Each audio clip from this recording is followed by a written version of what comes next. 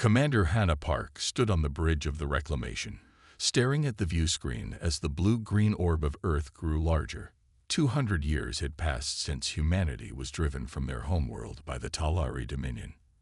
Now, after generations of scattered existence among distant stars, humanity had returned with ships bearing new technologies that could pierce Talari defenses. "All systems operational," Commander said Lieutenant Jun Kim, his eyes never leaving his console. "Phase shift capacitors at 96%. Hannah nodded, touching the small vial of Earth soil hanging from her neck, a family heirloom passed down since the Exodus. "Send the signal to the fleet. Operation Homecoming begins at dawn." The bridge fell silent as her words echoed. 30 ships, the last hope of humanity, now hung in formation at the edge of their ancestral solar system.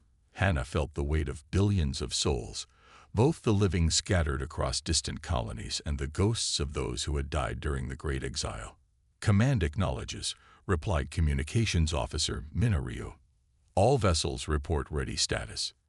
Hannah turned to the tactical display where small green dots represented the human fleet. Their numbers were few compared to what the Talari could bring to bear, but they had surprise on their side. Intelligence suggested the Talari believed humans were extinct or at least confined to distant, struggling outposts. "Tactical analysis complete," reported Security Chief Da1. "Orbital defenses identified. 3 main stations, 16 automated platforms. Estimated response time for Talari reinforcements, 6 hours." Hannah nodded. "Then we have 6 hours to secure a foothold." She moved to the center of the bridge, feeling the eyes of her crew upon her. Many had never seen Earth except in historical records. To them, this blue-green world was more myth than reality. "The Talari took our home because they could," Hannah said, her voice steady. "They believed we were too weak to resist, too divided to return. Today, we proved them wrong." The crew straightened at their stations. Many wore small tokens like Hannah's, pieces of Earth carried through the stars for generations. Soil samples, stones, pressed flowers preserved in stasis fields, fragments of a lost home. Lieutenant Kim looked up from his station. "Commander, I'm detecting unusual energy readings from the planet's surface. The Talari have changed much of Earth's ecosystem." Hannah had expected this. Surveys had shown the Talari had engineered Earth to better suit their biology, changing the atmosphere composition slightly, introducing new flora designed for their needs. "Show me," she ordered. The main screen shifted to display a topographical scan of North America. Where once there had been forests and plains, now strange crystalline structures jutted from the ground. The Great Lakes glowed with an unnatural blue light. "They're mining something," Tactical Officer Jin Kang observed. "Possibly elements from the core." Hannah's jaw tightened. The Talari weren't just occupying Earth, they were consuming it. "How long until we're in firing range?" she asked. 30 minutes, Commander," Kim replied. Hannah returned to her command chair. She opened a small compartment in its arm and withdrew an old paper photograph. Her great-great-grandmother standing before a mountain range, smiling in clean air and natural sunlight. The last generation to know Earth as home. "Commander," Minna called, her voice suddenly tense. "We're detecting transmission activity from the 3rd orbital station. I think they've spotted us." Hannah tucked the photo away. "Earlier than expected. How long until they can alert their homeworld?" "Unknown. Their communications technology has evolved." Hannah made her decision. "Move up the timetable. All ships, prepare for phase shift jump. We attack now." The Reclamation hummed as its engines powered up. The revolutionary phase shift technology, humanity's greatest achievement during their exile, allowed their ships to briefly exist out of phase with normal matter. It was untested in full combat, but remained their best hope. "Phase shift at 80% and rising," Kim reported. Hannah opened a channel to the fleet. "All ships, this is Commander Park. The Talari have detected our presence. We've lost the element of complete surprise, but not our resolve. Remember what we fight for. Not just a world, but our world. The cradle of our species. Today, we take back what is ours. The reclamation shuddered as its phase shift drive engaged. For a brief moment, the ship existed in two states at once, here and not here. Through the view screen, Earth seemed to shimmer like a mirage. Phase shift complete. All systems nominal, reported Kim. Weapons hot, added Chief One. Hannah gazed at the approaching Talari orbital defenses. 2 centuries of waiting, planning, and hoping had led to this moment. For Earth, she said quietly, then raised her voice. All ships, engage targets. Operation Homecoming has begun. Major Sung Lee led his ground team through the overgrown ruins of what had once been Seoul. The city was barely recognizable, covered in the pale violet vegetation the Talari had seeded across the planet.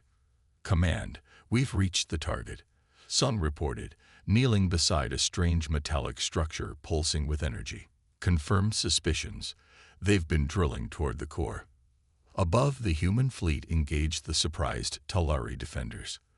The reclamation shimmered and phased, passing straight through enemy fire before rematerializing to deliver devastating counterstrikes. They never expected us to return, Captain Jaiho Kang said with grim satisfaction as the first Talari orbital defense station exploded into fragments.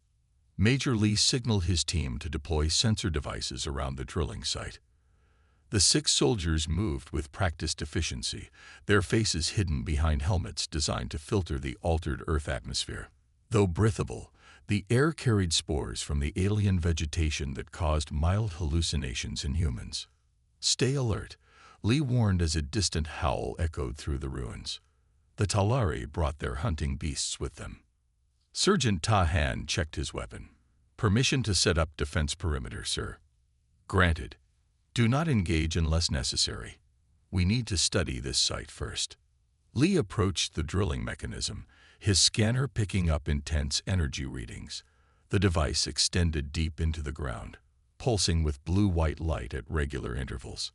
Around it, the violet vegetation grew thicker, feeding on whatever energy leaked from the machine. Dr. Yuna Bai, your analysis. Lee called to the science officer in his team. Dr. Bai ran her specialized scanner over the structure. It's converting Earth's core materials into something they call Nexium. It's an element not found on their homeworld but essential to their advanced technology. So they're literally eating our planet, Lee muttered. Yes. At this rate, Earth's magnetic field will collapse in approximately 50 years. In orbit, the battle intensified. The reclamation led the human fleet in a complex attack pattern designed to confuse Talari targeting systems. Commander Park's voice came through the fleet-wide communication system. All ships, focus fire on Defense Station Gamma. Ground teams report core drilling operations. The Talari are mining Earth's core for resources. The reclamation shifted into phase again, becoming ghostly and translucent. Enemy fire passed harmlessly through its hull. When it rematerialized, it was behind the Talari station, its weapons firing at point-blank range. On the bridge, Captain Kang watched as the station's outer ring shattered. Direct hit. Their shields are failing. Commander Park nodded. All ships press the advantage. We need to secure orbital control before their reinforcements arrive. Back on the surface, Lee's team had completed their scans of the drilling site. Command, we gathered all necessary data, requesting permission to disable this facility. Permission granted, came the reply. But be advised, we're detecting Talari ground forces moving toward your position. Estimated arrival, 10 minutes. Lee turned to his explosives expert. Corporal Min, prepare to disable this drilling site. Everyone else, defensive positions. Corporal Min quickly assessed the structure. Sir, if we destroy it outright, it could trigger a massive energy discharge. I recommend we disrupt its control systems instead. Do it, Lee ordered. Dr. Bai, assist him. While they worked, Lee and the others scanned the surrounding ruins. Once this had been a thriving district of Seoul. Now only the basic shapes of buildings remained, covered in the strange violet growth. Here and there, Lee could make out signs of the old world, a partially preserved storefront sign, the remains of an automated vehicle. "Sir," Sergeant Hand called, "I'm picking up movement. 300 meters and closing." Lee raised his binoculars. Through them, he saw a Talari patrol, 6 tall, insectoid forms moving with eerie grace through the ruins. Their exoskeletons reflected the sunlight, and each carried a weapon that seemed to be part mechanical, part biological. "How much longer?" Lee asked, turning back to Min and Ba. "Almost done," Min replied, carefully connecting a device to the drilling machine's control panel. "This will overload their systems and force a shutdown. It should look like a technical failure rather than sabotage." 30 seconds, Dr. Ba added. In orbit, the battle had turned decidedly in humanity's favor. 2 Talari defense stations had been destroyed, and the third was heavily damaged. The human fleet had surrounded it, their phase shift technology rendering Talari weapons nearly useless. "Status report," Commander Park demanded. "Minor damage to 3 ships," reported Lieutenant Kim. "No casualties. Talari orbital defenses at 20% capacity." "Excellent. Prepare landing craft for the second wave of ground teams." On the planet's surface, Corporal Min finished his work on the drilling machine. "Done, sir. We should move now. It will shut down in 2 minutes." Lee nodded. "Team, prepare to fall back to extraction point Delta." He activated his communication device. "Command, target neutralized. Requesting extraction. We have Talari forces approaching our position." As if on cue, energy blasts struck near their position. The Talari patrol had spotted them. "Take cover," Lee shouted as his team scattered behind the ruins. Sergeant Han returned fire, his weapon designed specifically to penetrate Talari exoskeletons. One of the aliens fell, but the others advanced, splitting up to flank the human position. "Command, we're engaged with enemy forces," Lee reported, firing his own weapon. "Need immediate extraction." "Understood, Major," came the reply. "Dropship inbound. ETA 3 minutes. Hold your position." As the firefight intensified, the drilling machine behind them began to stutter and spark. The blue-white light flickered and died as Min's sabotage took effect. "It worked," Dr. Ba called out. "The drilling has stopped." "Now we just need to survive to report it," Lee replied grimly, as more Talari reinforcements appeared on the horizon. The respite was brief. Within days, a massive Talari armada arrived, their ships bristling with weapons beyond anything human intelligence had reported. Scatter protocol in effect. Commander Park ordered as the reclamation took heavy damage. The human fleet dispersed, using asteroid fields and planetary shadows for cover. On the surface, Dr. Yang Choi made a startling discovery in her mobile lab. "Commander, these soil samples contain bacteria that survived their terraforming. The Talari biotech is reacting negatively to it. Their systems are vulnerable to Earth's original microbiome." The Talari began systematically bombing former human cities, determined to eliminate any foothold the returning humans had established. Commander Park gripped the edge of her command console as another blast rocked the reclamation. Damage reports flooded in from all decks. The ship's phase shift drive sparked and sputtered, unable to fully engage after taking a direct hit from the new Talari weapons. "Status report," she demanded, wiping blood from a cut on her forehead. Lieutenant Kim's voice was steady despite the chaos. "Hull breach on Deck 4, sealed. Phase shift drive at 30% capacity. Weapons systems still online." Through the view screen, Park watched as the Talari flagship emerged from the darkness of space. It dwarfed all other vessels, shaped like an enormous pointed spear with pulsing energy lines running along its hull. "That was not in our intelligence briefings," muttered Captain Kang. "The Talari Supreme Commander himself has come," Park said. "They're taking our return more seriously than we anticipated." She opened a fleet-wide channel. All ships implement scatter protocol immediately.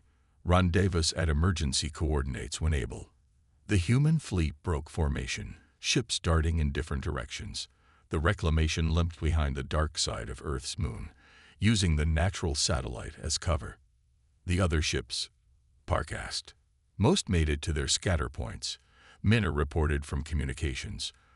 The Horizon and New Dawn took heavy damage. They're going dark to make repairs. Park nodded grimly. Their initial victory had been impressive but short-lived. The Talari had responded with overwhelming force, bringing weapons that could track ships even in phase shift. "Commander," Minna called. "Incoming transmission from the surface. It's Dr. Choi's team." The main screen shifted to show Dr. Yang Choi's face. The scientist was working in what appeared to be an underground bunker, her mobile lab set up among ancient human ruins.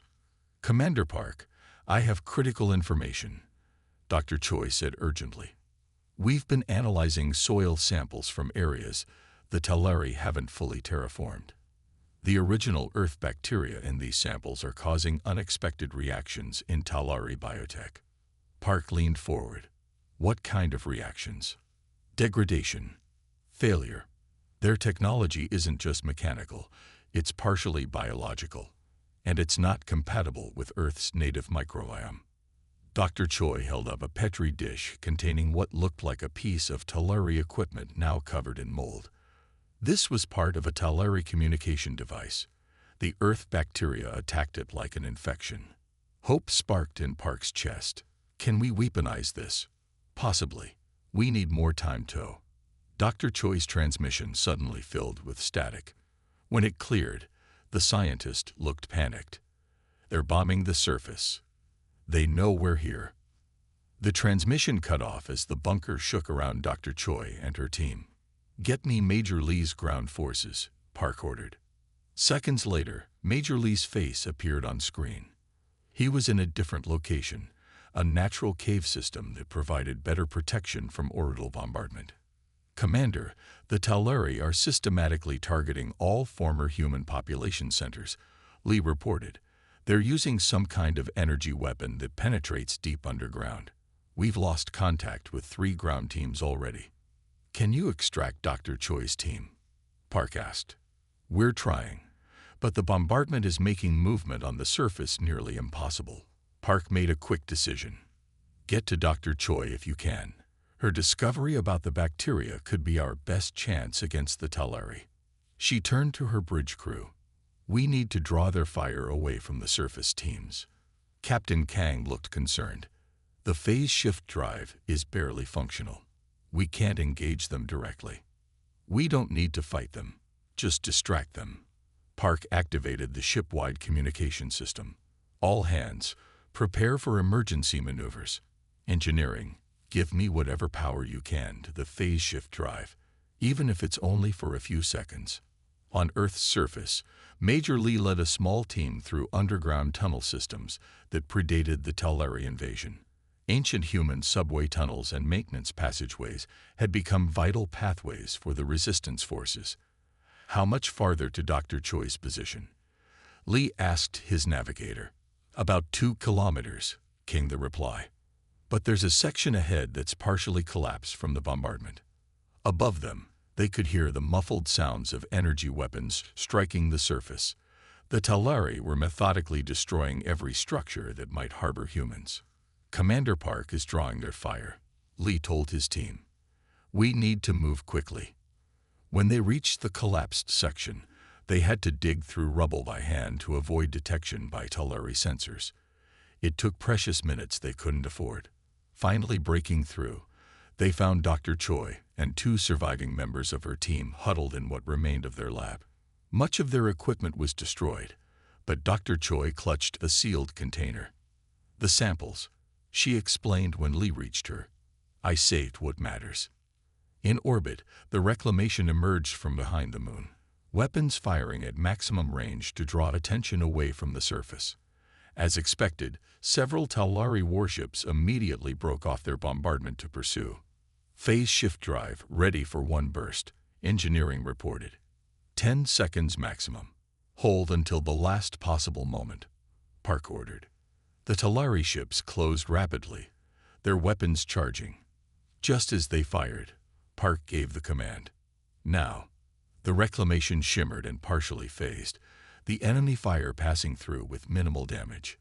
The effect lasted only seconds before the drive failed completely, but it was enough to surprise the Talari again. They still don't fully understand how our technology works, Park realized. That gives us an advantage. As the reclamation retreated back toward the asteroid belt, Park received a transmission from Major Lee. Commander, we have Dr. Choi and her samples. Moving to extraction point now. Park allowed herself a small smile. They had suffered setbacks, but not defeat. If Dr. Choi's discovery about Earth's bacteria proved viable, they might yet have a chance against the overwhelming Talari forces. The Earth itself is fighting back, she murmured. And so will we. Release the bacterial agent, Hannah ordered, her voice steady despite the weight of the decision. Within hours, Talari ground forces began experiencing equipment failures as their biotech armor and weapons malfunctioned. Lieutenant Kim intercepted communications indicating panic among Talari command. Meanwhile, Major Lee's team captured a Talari communications hub, discovering transmissions from a faction calling themselves the Enlightened Ones, Talari who opposed their leadership's militaristic policies.